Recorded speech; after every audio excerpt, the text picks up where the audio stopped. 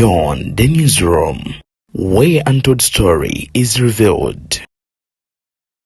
BTN Media Beyond the newsroom omukutu semakoto gukutusaako ensonga z'Ssemasonga nze Deni agenda maaso n'okubanga nkuweereza n'obuwombeefu bw'ekika ekyawaggulu njagala okukwebaza gwagenda maaso n'okubanga otugoberera. His Excellency Robert Kyagulanyi Ssentamu abantu mu bitundu by'Embarara bagenze maaso n'okubeera nga bamusalako butereevu nnyo nnyini ddala. Ono nno bamusanze ku hotel wabadde yasuze namungi w'omuntu n'akuŋŋaana okugenda maaso n'okubeera nga ate bamuwaniriza. Kyokka nno waliwo Ebuvanjuba nebugwanjuba ewaka wasigalawo ewasinga. Beyond the newsroom gwe mukutu ogukuleetera ekyo ekisinga katiranga naffe ng'oyita ku noti 771 44 53 ne noti 744 26 45 na bino bikulu tetulanga bafere tetulanga basawo ba kinnansi n'abagwa mu kkoowa eryo. Mwebale kutuwagira. Thank you. Kano waliwo abakungu ba gavumenti abamu abavuddeyo ne bategeeza nti abantu bonna Kyagulanyi balina atambudde nabo kuva eno mu Buganda si bantu ba mu Mbarara oba oliawo si bantu bawangalira mu bitundu ebimanyikiddwa nga ebyankole. Robert Kyagulanyi Ssentamu akyagendera ddala maaso n'okubeera nga akakasa nti muntu wanjawulo. Kakati byebekulu yeegasse ku Mathias Mpuuga Nsamba ogenda maaso n'okubeera nga balwanyisa Julius Ennyonyi. Ono n'agamba nti ebigambo ebyogerwa ebya miliyoni 4 wepompaawo na kimu kigenda maaso n'okubeera nga ate kituufu. Kakati abantu mu bitundu by'Embarara bo baaniriza omukulembeze Robert Kyagulanyi Ssentamu era ne bamwebaza okubeera nga alemera ku mulamwa ogw'enkyukakyuka. Ebirala bingi byenkuleetedde nze Deni tuli ku Beyond the newsroom wabula nzikiriza nsooke nkwe ku mbeera nga bweri mu kibuga Mbarara ogende maaso n'okubeera nga ate weerabirako.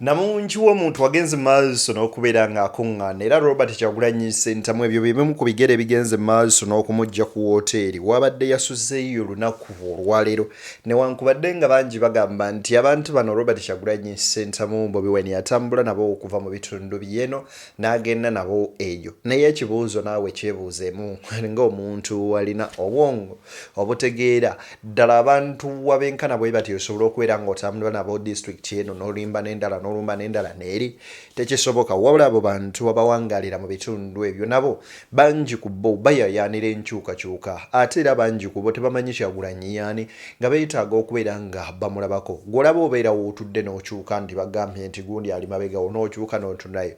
Kati ate imagine Robert Kyagulanyi Ssentamu nga yali mu kitundu kyo. Ndowoozaamu nti ekyo ate kiba kyanjawulo nnyo nnyini ddala. Bobi Wine agenza ofuluma mu hotel mwe yasuze wali eri mu kibuga Mbarara ekyamazima amatuufu nga mpaawo nakyayinza kubeera nga musajja wattu azzaako. Labayo video era eryo lyolengera ewali ababyekwerinda wagenda ofubutuka era nga afubutuseeyo.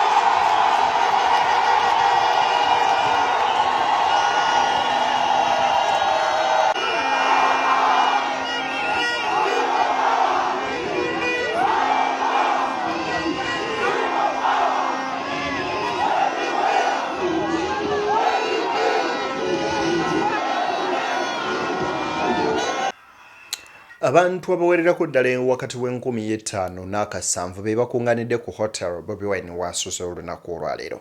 Era bw'atyo musajja wattu bw'atambudde n'agamba nti kakati ate ogwatuleeta gutuuse. N'avaayo mu hotel n'agenda maaso n'okuba nga atandika okola ekyamuleese mu Mbarara. Njagala nkuwe ku bigambo by'omwami ono owulirize. Wano mu kitundu kyaffe ekyankole era tumwebaza tusaba Katonda amugulira amakobo gonna asobole okuwangula akalulu kano 10 ku 10 fe tuli mawegawe eno bagamba Mbanyankole teri people power naye gye tuli tusirise era tulinze lunaku lwennyini nga 15 tuswaze ensi.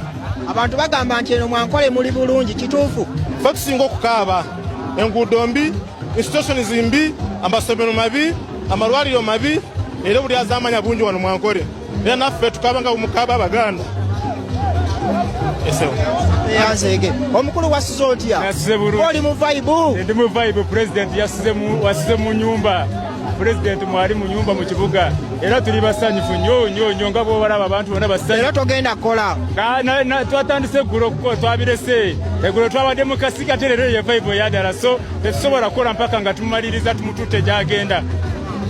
Esebo atufunayoko ku balala tuwayemuko nabo batubulire bawulira batya.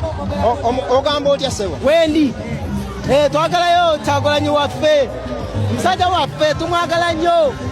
Kyekyo kyotulabira wano abavubuka tuli wano tulina mirimu otulaba tulimu wano twagala pulezidenti waffe otulaba. Bagamba nti mweno muli bulungi.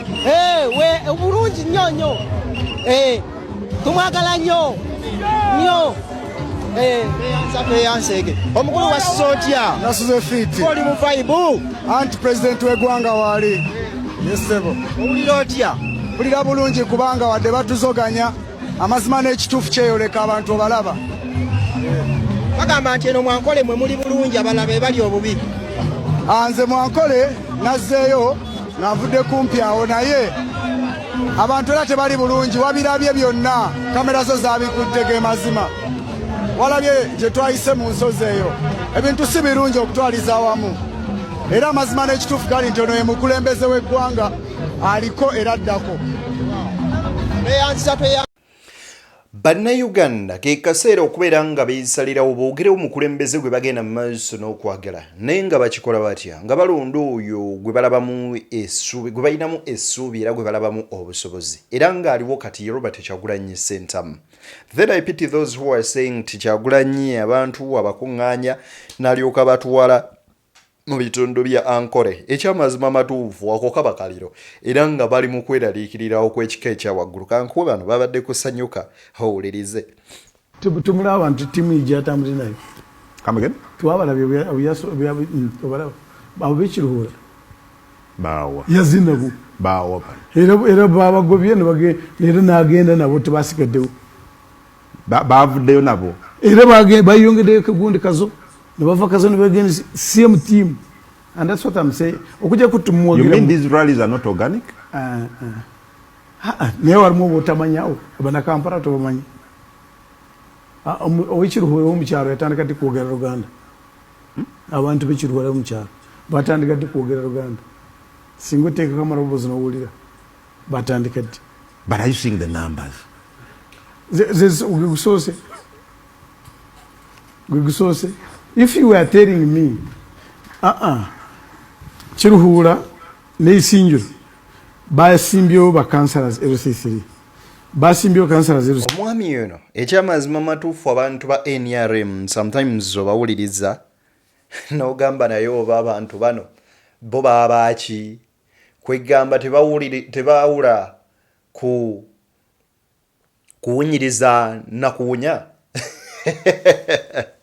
Bokera kumacha n'ogamba nti enamba y'abantu abo bonna Kyagulanyi atambula naho oba weerimba ekyamazima tukkirize tugaane eno enamba y'abantu yonna yakuŋŋaananga mu kisaawe engezera ba Bobi Wine nga bamusasulira omutwalo gwa ssente okuyingira okumulaba abayimbire.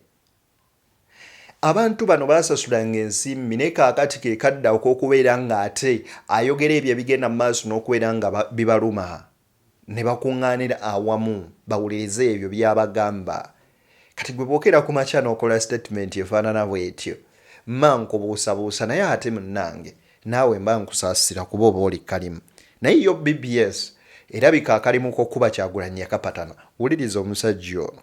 Kandidati wammwe abantu atambula nabo tabasanga gyagenda kuba rally enjawulo eri wakati w'abalala osanga ng'alina rally butambala waba ave magering genda kola convoy ejjudde you just import bakita export olwaleero pulezidenti waffe yalina kaseke abantu wabalaba bali abayitirivu wabalaba tewabalaba ngabo abantu abalaba tonga nti abayitirivu abangi kakati olwaleero pulezidenti ali yisingiro naye teriyo omuntu n'ogu nange ng'ali wana yavudde nakaseke kugenda yisingiro kati be yasomeye baavuddewa meseji yamwe enkulu eri ki mu campaign buli mulaga Museveni alina okugenda Museveni musajja mubi manifesto mwagivaako meseji manifesto tugiriko era ennyingo esookera ddala to restore constitutionalism human rights and rule of law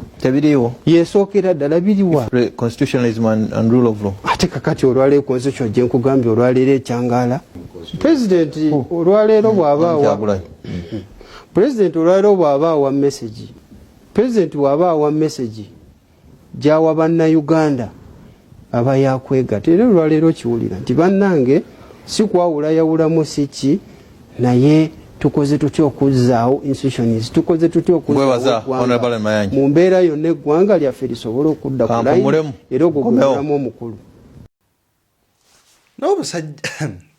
abasajja ba BBS omwana awandiisa wano n'agamba aba BBS ne CBS amawulire ga Kyagulanyi mugaleke tugalaba ku NTV abaana nno si batuufu nze nno BBS nagirabangako sports naye ndowooza mpezezza emyezi nga 9 nga ne ku TV yange siteekako BBS kati ndabe biki ebyo a professional journalist ng'obuuza ebyo ebibuuzo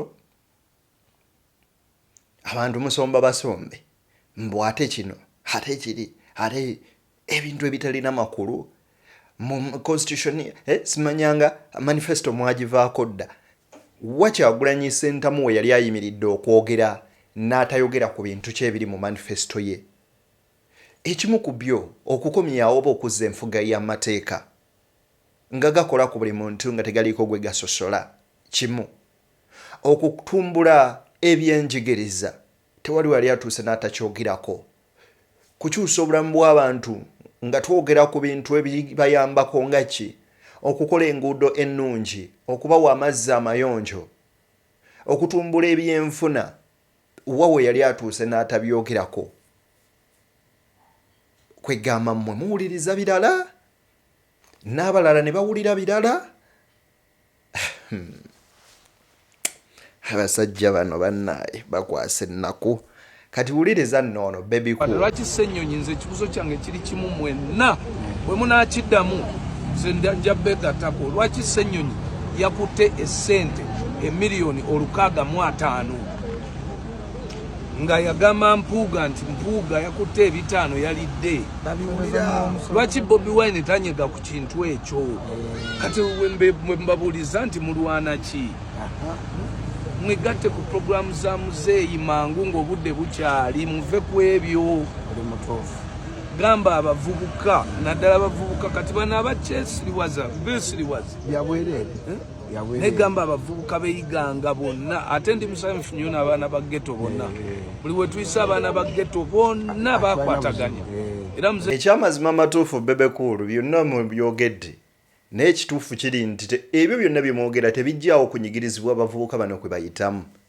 tebijjaawo muvubuka agenda kujjayo piki ya looni n'agisasulira miliyoni 9 ng'akapiki ako kava wali eri eyindi ya ku miliyoni 1.8 nga kalina okutundibwa wano ekinene nnyo miliyoni 2.5 naye akapiki ke bagula wano eno ne bakatunda miliyoni 5.6 oli kyokka ne bakamuwera ku looni nga n'ebikampani bya looni byammwe nene muguzo omunaku epiki miliyoni 9 agenda okugivuga okugimalayo abagituuse mu miliyoni 8 nga bamukuba enyondo nga nepiki bagibbanga ziddayo gye batabbye aba bikampuni simanya bigundi biki bino bikampuni bya mubesijja mentioninga biraba omwana piki anatero gimalayo ne bagisika ne basobola okugiwa omulala oyo omuvubuka anyigirizibwa mu eyembeera bw'etyo kyensonga lwaki avaayo alwanyise gavumenti si Ssennyonyi okitegeera muteereze embeera bannayuganda mwe bakolera mutondewo emirimu abavubuka bafune emirimu bave ku kyeyo gye bagenda maaso n'okufiira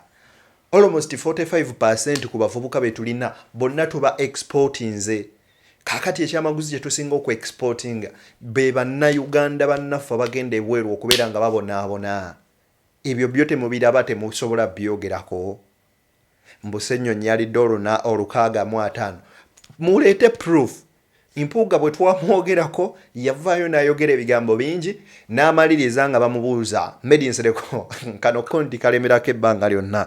Medi Nsereko yamubuuza zo ssente wazitutte? Ssente ze nnazifuna naye ssente zijja ddamu ekibuuzo ssente zo wazitutte? Ate olwo yali yeegaana yamaliriza awoza mbu it is constitutional. Kaakati mujje ne proof mutulage nti ne Ssenyonyi zino ze yafunye mutulage ffe tusabule Ssenyonyi naye atuwulire. But if not so, kawedde mudda side zeeyo. Ye lwaki batambuza nnyo this kind of propaganda? Balidde ebina ebirala. Wuliriza Ssenyonyi. Nfunye amawulire okuva mu nsonda enekusifu wano mu Parliament nti ba commissioners ba Parliament abana bazeemu okwewa akasiimo ke bayita service award ng'akaluli era nga buli omu mu weeks eziwedde kwaba abana yafunye miliyoni 4. Guno mulundi gwa kubiri nga bakola ekintu kino. Ba commissioner abana kuliko Honorable Solomon Silwanyi, Honorable Esther Afoyechan, Honorable Prosia Kampulira ne Honorable Matthias Mpuuga. Sente zino zabaweebwa mbu zibayambe okuyita mu kalulu ketugenda mu campaigns n'ebirala. Era sente zino zayisibwa mu saako eya Parliament. Ogezaawo okulaba nti tewaliwo ka paper trail kwe kuziisa mu saako ya Parliament. Abakulembeze bano nga bayita mu bantu baabwe wiiki ewedde babadde basaasaanya kalebule kunze nga bagamba bizaba mu birabi nti Ssenyonyi naye bamuwadde akasiimo simanya miliyoni 65 w'ekibwezityo. Okusookera ddala kino si kituufu nti nina akasiimo ke naweereddwa era nzize empakanya embeera zino era nkyaziwakanya. Era kekanaabatanda sente zino ne bazisindika ku akaunti yange kuba buli kanaku nkebera akaunti okulaba nti tebazikanyugayo nga sitegedde. Kenzirabirayo nti bazikanyuzeeyo njagamba banka yange muzizzeeyo gye zavudde kubanga sente zino nkyamu. Kyovudula bazikola wansi wa mmeeza. Oyo ye Joel Ssenyonyi akunnyonnyodde n'akutegeeza nti ye n'ensimbi zino poteya taziryangako tazikwatangako newankubadde ng'owulira batembeeya kino ne kiri. Era ye agamba nti abatembeeya ebyo be banywanyi baabano bakulu bano. Wuliriza wano. Abaana bano bakendeeze bye bakozesa. Nze kyemuwa amagezi akendeeze byakozesa. Mumanyi bye batera okukozesa abaana naye bakendeeze bye bakozesa tusobole okukolera eggwanga kuba kati at least afuuse mukulembeze. Ne oba obadde olina byokozesa okendeezaako n'otegera kati nina buvunaanyizibwa nina abaana nina famire sisobola kumalaga papuka na kukola bintu ebitaliimu. So akendeeze byakozesa. Aba ava kunywa oba malwa naddukira ku media n'ayogera tosobola ku level ya leader of opposition kwogera kintu kyotalinaako bukakafu kyotamanyi n'oyogera bwogezi. Kituufu kino tewali sente zonna ba commissioners baali bafunyeeko endala era ne Ssenyonyi miliyoni ze bagambye 65 nabyo nabirabidde ku social media nakyo sobola kuyimirana ngambe nno nakyo kituufu kubanga nakyo si kituufu. Naye kati ye mu kupanikinga ennyo yalabye nga bamuwandiiseeko ebigere ne bikankana nagagange nenteekeyo counter accusation. Mye zisobola kumuwaayiriza kubanga sirina evidence siwaayiriza bantu njogera mazima gokka. So Ssenyonyi aveeyo ayogere ebintu byategeera naye bino ebintu ebyokuwuudisa eggwanga ng'onoonya kipopularity bya kisiru ate bifu nnyo. Ojjukira bulungi minutes ziri ze baayisa zaali one off and was a one off tekiriiyo kintu kyonna okuggyako nga commission zeemu neekola ki neetuula.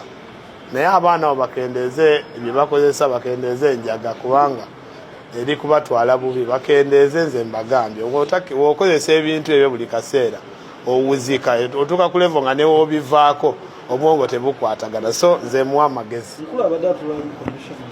ajja actually Ssenyonyi ajja natula mu commission n'omulaba ate nga yeebuuzisa nga tebampita mu meeting you know every meeting eya commission. Solomon Onsewanya avuddeyo n'ategeeza mbu abaana bano bakutendeeze ku bye bakozesa banywa nnyo enjaga byonna mujja byogera mwabasooka okwegaana millions ebina bye mwafuna mwe ba commissioner n'empuuga yali olopu wammwe ye yali afunye million 5. That is 1.7 billion. Simwagenda maaso n'okwegabanya.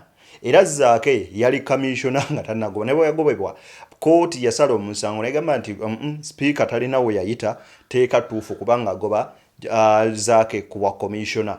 Ezo sente bwe ziba nga zaali ntuufu nnyo mu mateeka lwaki Zaake temwakwata millions ebinale muzimuwa? Eyo yali question.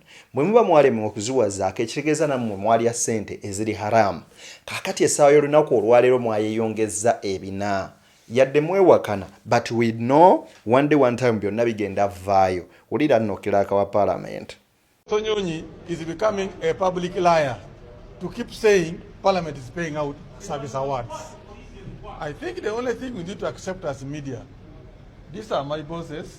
They can fire me anytime, including Honorable Senyonyi is my boss. But I think he loves limelight so much than institutional building. There is journalism, there is leadership. So if you are a leader in the parliament, your work is to build the parliament, the institution. Parliament is non-partisan as the institution, but the political parties exist here. So parliament picks from all political parties for management. That's why Lope is a commissioner. But now if his work is to, like reading news, blackmail, then it becomes a problem. And I would request that these bosses of mine start respecting themselves so that we can build the institution called the parliament.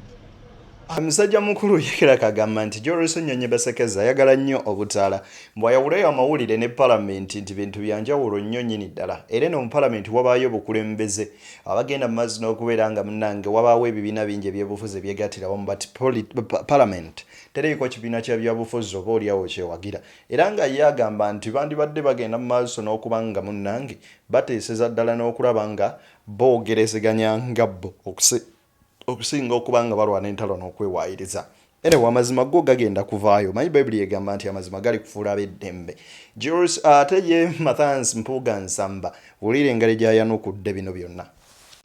Ateke ebiwandiika biteeke ku mmeeza. Bajeti ya Parliament abantu ab'ekibogo nga Ssenyonyi balowoozesa omuntu wa bulijjo nti mu Parliament waliwo ssente eziri awo. Otambula ekisawo bw'oteekamu bw'oyongerayo. Bajeti ya Parliament eriawo nti erimu ssente z'okwata muno n'okola kino. Kati oba commissioner abukolako ki? Naye akakosase alina akakiiko aka park, alina akakiiko aka local government, aka government assurance, abukozesa ki okutuula ku muzindawo n'atandika okusetula olugambo. Evula oluusi mba saagala kuboogerako naddala nga maze okutegeera ekigendererwa ki ng'omuntu. Atera okwemulugunya ng'agamba tayitibwa kutuula kakiiko ako ate ng'aba alina okubeerako. Ssebo omuntu oyo mwongere okumwetegereza enkola ye n'engeri gy'akolamu emirimu gye. Ndowooza mwongere bwe naamutegeera mujja kumanya ani gwe mukolagana naye. Naye ekyo olaba ensonga eno agimya amazzi. Mu kaseera kano ng'oliddawo opposition kiki wandibadde okolera eggwanga? Agenze mu byafaayo ng'atudde mu ofiisi emyaka 2 tayetangayo statement, tayetangayo motion, nandibadde tulimira mu kaseera kano akaziwaako okulonda nga gavumenti nakituuka ebyokulonda. Taleetangayo statement, taleetangayo yadde motion. Mpuuga ze waleeta zaatugasa ki okuggyako okwetikka ebitaano bya bannayuganda? Mpuuga kiki ekinene eky'amaanyi kye wakola ng'oli leader of opposition? Era okuyita Joyce Nnyonyi ow'ekibogwe ffe gwe tulabanga akoze ennyo n'okuba nga akusinga. Ekyamazima matuufu obusungu oba okuswala kufuusa obusungu. Naye tekyandibadde kirungi kubeera ng'ensonyi munywanyi yo zifuulira ddala obusungu okutuuka ku ssa erifaanana bwe lityo. Nze nno nkusaasirako Mathans Mpuuga Nsamba simanyiwaho otuuse n'eddimu erya ddene lyokola. Ebyo nno mubiwulidde. Kaakati nno Musajja mukulu Theodorus Ekikubo ye agamba bw'ati tagenda kukkakkana, tagenda kutuula okutuusa ng'abaami bano bavuddeyo. Era bo bagamba nti ye Ssekikubo ne banne ba Ssenyonyi baakukuuma obujulizi bwe balina. Ku luno baakugenda mu maaso n'okuba ng'abakulu babakunkumula omukono mu kibya. Wuliriza. mulundi guno tuteekateeka nti nno obujulizi tugenda bunyweza bulungi obwabbereeje ddala mwakasumatuko okugobwa mu palamenti, mwakasumatuko okunkumulwa omukono, mwakasumatuko okusasula essente ezo muzizeeyo ate era ne muddamu batukoze bubi bannaffe, mutukoze bubi nnyo ba commissioners kubanga mututadde mu kkemebwa era tudde mutulwanagane nammwe kubanga embeera ebadde ekkakkanyi badde esirisa nga tulowooza nti bw'oyita ku lugwanyu toddamu weewala embeera okugiddamu bw'omala okuyita ku lugwanyu naye tamuzeemu tetugaana ebitusika bingi eby'obululu naye ng'ababaka ba palamenti abalaba backbenchers nga tebalina ssente ezo olwaleero luno lwe batadde obukadde 5 ku akawunti z'ababaka ez'omusaala naye nga babaka balibadde mu lukuuse ne tuguma ffena tubadde mu lukuuse olwaleero basasudde omusaala naye bali bannaffe bo nga bakuba gudiikudde bakuba ku ndeeridde olwaleero luno era baline bw'obanoonya ono tuyinza balaba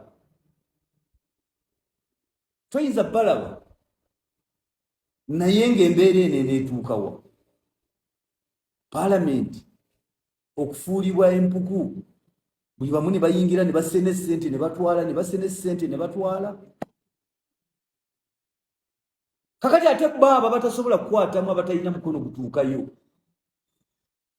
abatali bakinywi bo bakole batyo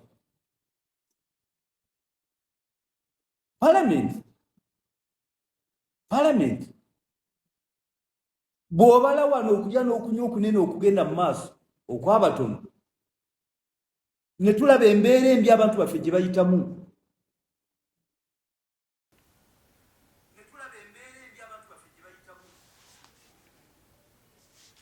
ebyo nno bigambo by'omubaka Theodore Ssekikubo byawerekereza bakabisona bano abeegabidde omusimbi gw'omusolo. Nzedde ne BTN Media Beyond the Newsroom gwe mukutu kwoli munzikirize mbateere wano ate tusinkane nga guludde ne oyo akkiriza.